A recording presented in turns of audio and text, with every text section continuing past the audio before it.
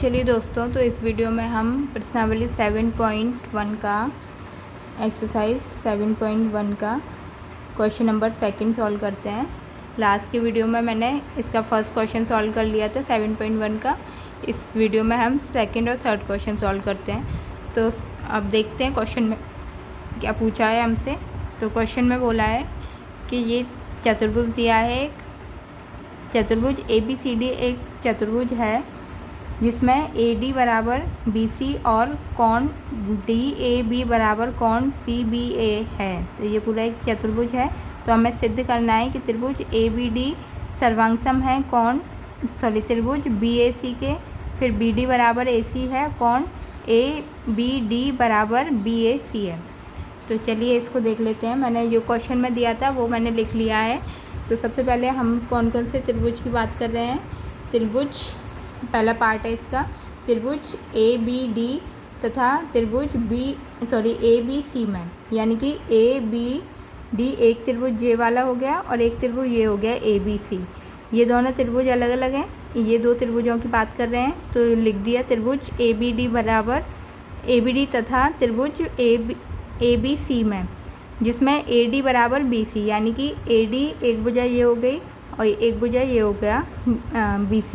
ये दोनों आपस में एक दूसरे के बराबर हैं। और कोण DAB बराबर है कोण CBA के, यानी कि कोण DAB ये वाला कोण और कोण CBA ये वाला कोण, ये कोण भी हमें आपस में बराबर दिए गए हैं। तो अब जब ये दोनों कोण बराबर हैं तो AB ये वाली जो भुजा है AB वो इस त्रिभुज के लिए भी है, इस त्रिभुज के लिए भी है। तो ये क्या हो गया, उभयनिष्ठ हो जाएगी, यानी कि AB बराबर AB के है। तो ये क्या है, उभयनिष्ठ। ठीक है। तो ऐसे सर्वांग समता नियम के अनुसार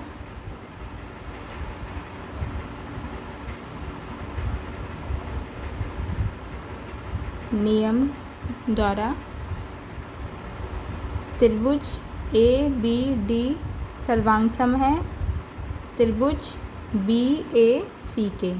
यानी कि सर्वांग समता नियम क्या कहता है कि कोई भी एक त्रिभुज की दो भुजाएं दूसरे त्रिभुज की दो भुजाओं के अंतर कोण आपस में बराबर होते हैं, तो वहाँ पर हमारा सर्वांगसम नियम लगता है। तो ये वाले त्रिभुज और ये वाले त्रिभुज की भुजाओं के ये कोण जो है आपस में बराबर हैं, तो ये सर्वांगसम नियम लग गया हमारा, जिसमें BD बराबर है AC के। यहाँ पर CPCT द्वारा ये यहाँ पर हमारा पहला पार्ट सॉल्व होता है।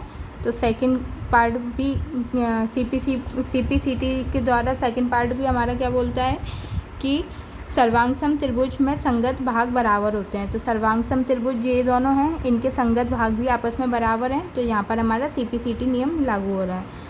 और जो थर्ड पार्ट में हमसे पूछा गया है कि कोण ABD बराबर है कोण BAC के, तो यहाँ पर भी हमारा CPCT द्वारा ही ये वाला, जब ये भुजाएं बराबर हैं तो इनके कोण भी आपस में बराबर होंगे। तो ये दोनों CPCT द्वारा बराबर हो रहे हैं।